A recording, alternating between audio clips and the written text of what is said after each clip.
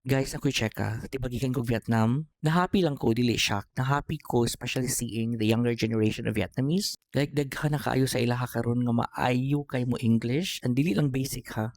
Like, confident good kaayo sila. Ang klaro mo istorya, dili awkward. Like, English communication is really good. So we went to this famous pizza in Hanoi in Vietnam. This was in Pizza 4 Piece, and almost all of their staff spoke really good English. As in, they could explain the menu properly, give recommendations in straight English, and even make small talks. Like, wala gyud problema sa communication. My God, I know nga daghan na kaayong mga Filipino English teacher dito sa Vietnam, no? But they level up so fast. Like, makita gyud nimo sa mga young ones ng mga Vietnamese that they are really investing in themselves. Ma-feel gyud nimo nga na hunger, na drive, and dili sila makadlok mo try gyud. Kaya makita gyud nimo how confident they are, especially when dealing with foreigners. And it really shows.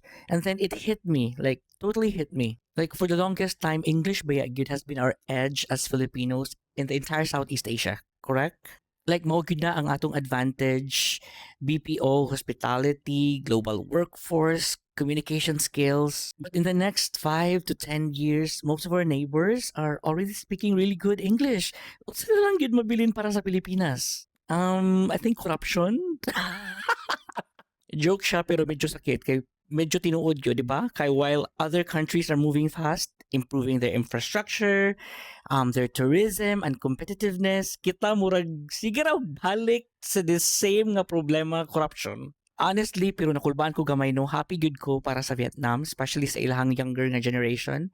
Nindot kay tan-awon ang progress, pero unta kita pod mga Filipinos dili ta mag-relax kaayo just because maayo ta mo English. Kaya ang atong kamaayo sa English karon dili na siya enough in the long run. Kinahanglan na gyud ta mo elevate. Come on, Philippines, kinahanglan na gyud ta mo level up, and this will start sa atong education nga system.